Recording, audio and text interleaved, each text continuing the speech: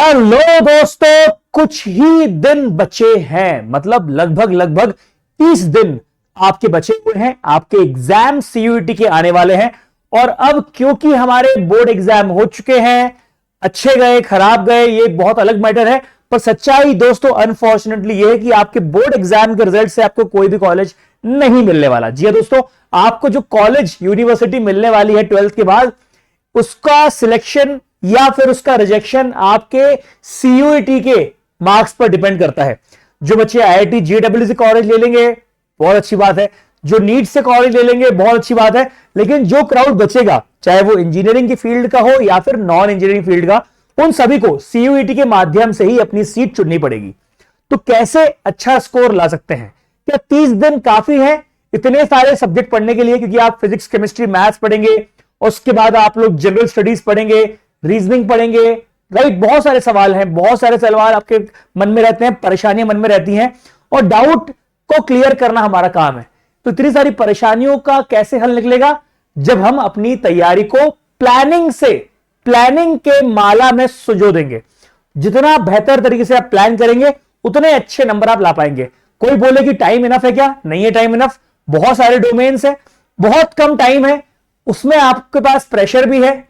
लेकिन अगर इतने कम टाइम में भी अगर आपको अच्छा स्कोर करना है तो आप अगर मेरी प्लानिंग से काम करेंगे तो मैथ्स में आप 250 में से 250 मार्क्स स्कोर कर सकते हैं। मैंने इस पूरे पार्ट को दो तरह से बांट दिया है। इस सेशन को पहले मैंने समझाया कि कौन से टॉपिक इंपॉर्टेंट है और उसके बाद मैंने यह बताया है कि कौन कौन से टॉपिक से कितना % वेटेज रहेगा इस बार के सीयूईटी के एग्जाम में। यह बताना जरूरी क्यों था? क्योंकि देखिए, अभी 2 साल से सीयूईटी इंट्रोड्यूस हुआ है, राइट। अभी तो भारत की बहुत सारी यूनिवर्सिटी सीयूईटी का स्कोर मान भी नहीं रही है। मतलब देखा जाए तो बहुत ही अर्ली स्टेज है ये सीयूईटी समझने का। इसीलिए मैंने बहुत रिसर्च करके सारे के सारे जितने भी जर्नल्स थे, जर्नल्स पर पढ़ के प्रीवियस ईयर पेपर को एनालाइज करके एक आंकड़ा बनाया है। उस स्टैट्स के अकॉर्डिंग मैं आपको समझाऊंगा कि कौन से चैप्टर आप अगर कर लेते हैं तो कम टाइम में भी आप अच्छा खासा स्कोर ला सकते हैं। मतलब ये आपके लिए ऐसा रहेगा कि उतना तो करके चले ही जाओ तो आपके एक % आपके फिक्स हो जाएंगे। ठीक है, तो बिल्कुल हर चीज को ध्यान सुनिएगा कि भाई सबसे पहले कौन कौन सा टॉपिक इंपॉर्टेंट है। अगर आपने मेरा 30 डे प्लान देखा है तो वहां पर भी मैंने कुछ बताया था, यहां पर बता रहा हूं मैं आप लोगों को कि अलजेब्रा बहुत इंपॉर्टेंट है, क्वाड्रेटिक इक्वेशन बहुत इंपॉर्टेंट है। अगर आप देखिए अलजेब्रा में सीक्वेंस सीरीज भी इंपॉर्टेंट है, मैट्रिसेस डिटरमिनेंट की जो प्रॉपर्टी वाले क्वेश्चन है वो बहुत इंपॉर्टेंट है। लंबे वाले नहीं, प्रॉपर्टीज ऑफ डिटरमिनेंट और मैट्रिसेस वाले क्वेश्चन। ठीक है, कैलकुलस में लिमिट और क्वांटिटी जिसको मैं थोड़ा सा कम इंपॉर्टेंट माना 12th क्लास में, यहां पर उसके अच्छे खासे एग्जाम्पल आने वाले हैं, क्वेश्चन आने वाले हैं। डिफरेंशिएशन और इसकी एप्लीकेशन पे आने वाले हैं। Integration techniques, property based definite के क्वेश्चन ये आने वाले हैं। बात करते हैं कोऑर्डिनेशन ज्योमेट्री की। तो कोऑर्डिनेट ज्योमेट्री में आपके पास स्टैटिस्टिक्स, जो मतलब लाइन स्ट्रेट लाइंस वाला पार्ट जो है, और सर्कल्स और कोनिक सेक्शन वाला पार्ट है, बहुत इंपॉर्टेंट है। आगे बढ़ते हैं, यहां पर आपके सामने जो ट्रिग्नोमेट्री वाला पार्ट है, ट्रिग्नोमेट्री आपको कक्षा 11वीं से उठानी पड़ेगी। ट्रिग्नोमेट्रिक आइडेंटिटीज, इक्वेशन वाला पार्ट आपके स्कूल में शायद आपको नहीं पढ़ाया होगा। मेरा कोई भी वीडियो आप उठा के देख लो, यूट्यूब पे डाल देना राहुल धाकर ट्रिग्नोमेट्रिक इक्वेशन, तो आपको ट्रिग्नोमेट्री का पूरा अच्छे से बेसिक से नॉलेज हो जाएगा। राहुल धाकर ट्रिग्नोमेट्री फॉर्मूले अगर आपने डाल दिया तो हर एक फॉर्मूले डिराइव करते हुए आपको दिखूंगा यूट्यूब पे। तो बहुत सारी चीजें मैंने आपको ऑलरेडी करवा रखी हैं। राहुल धाकर इनवर्स ट्रिग्नोमेट्री डाल दोगे तो लाखों में व्यूज हैं 2-3 वीडियो के, वो आपको मिल जाएंगे मेरे, जिसमें इनवर्स ट्रिग्नोमेट्री को मैंने बहुत ही बेसिक ढंग से समझाया है ना। 1 शॉट मिल जाएगा आपको 2.5 घंटे का, उसमें पूरा समझाया मैंने। प्रोबेबिलिटी की बात करते हैं तो हमारे पूरे इसी चैनल पे अगर आप देखेंगे तो मैंने प्रोबेबिलिटी पढ़ाई हुई है, आपको स्टैटिस्टिक्स। तो यहां पे ये 2 चैप्टर जो है वो बहुत इंपॉर्टेंट दोस्तों, ये बहुत इंपॉर्टेंट है। थोड़ा टाइम शायद से यहां पे ज्यादा लग सकता है, लेकिन ये टॉपिक आपके नंबर देके जाएंगे। बात करते हैं वेक्टर्स और 3D की।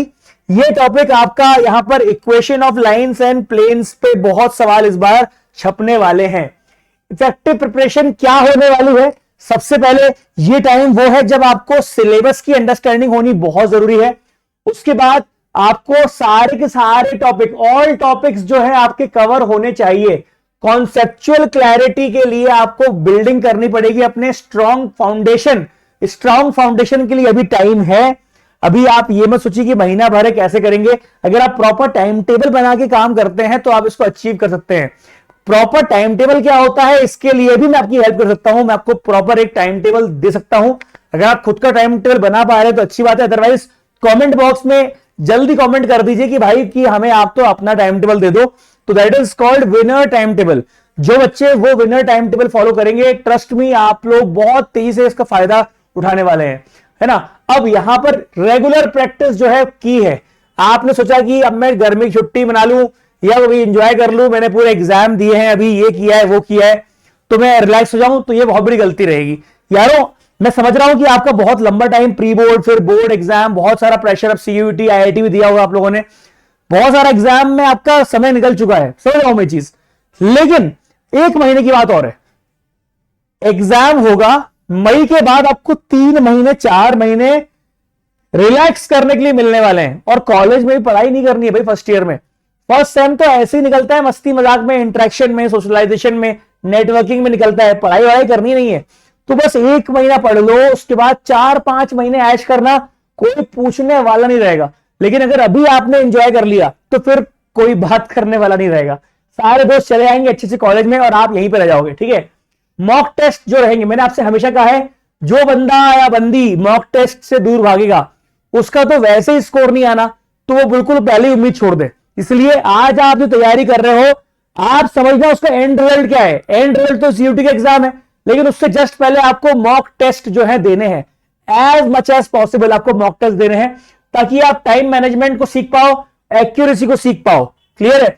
डाउट आपको होंगे, लेकिन जब आप मॉक टेस्ट दोगे, उससे आप नेगेटिव मार्किंग करना कम कर दोगे। धीरे धीरे आपकी नेगेटिव मार्किंग 0 हो जाएगी। यही हमारा एम रहना चाहिए, ठीक है। आगे बात करते हैं। एडिशन रिसोर्सेज जो है, एनसीईआरटी बुक जो है वो बिल्कुल सही है, लेकिन एनसीईआरटी बुक को फिलहाल मैं काट रहा हूं, क्योंकि अब 1 महीने में अगर आप एनसीईआरटी देखने पे आओगे तो एनसीईआरटी को समझ में नहीं आएगा, ठीक है। हाँ, एक बार गो थ्रू करने के लिए, फॉर्मूला वगैरह को देखने के लिए ठीक है, अदरवाइज आप एनसीईआरटी पढ़ नहीं सकते। अब आप अरिहंत या फिर सेल्फ स्कोरर ऐसी कोई किताब ले लीजिए सीयूईटी की, जो कि आपके इस टाइम पे एंड मोमेंट मदद करे।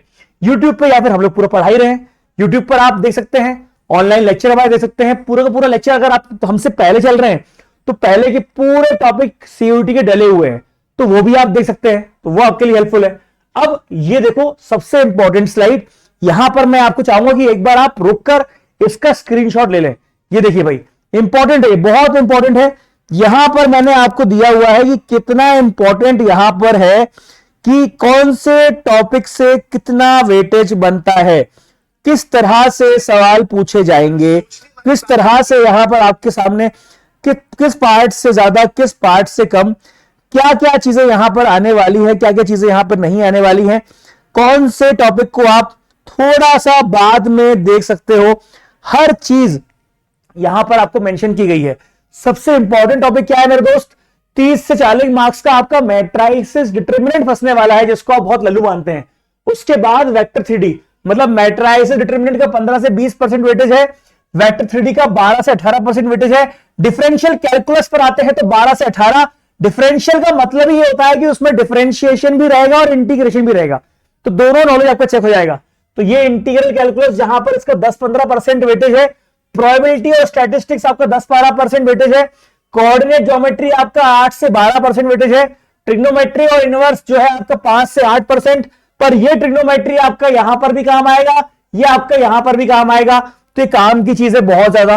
रिलेशन फंक्शन का यहां पर 5 से 8% वेटेज, जैसे कि हमारे एग्जाम टाइम में, बोर्ड एग्जाम में तो वैसे ही है, और लीनियर प्रोग्राम में आपका 5 से 8, और कॉम्प्लेक्स नंबर और क्वाड्रेटिक इक्वेशन का हमारा 3 से 5%।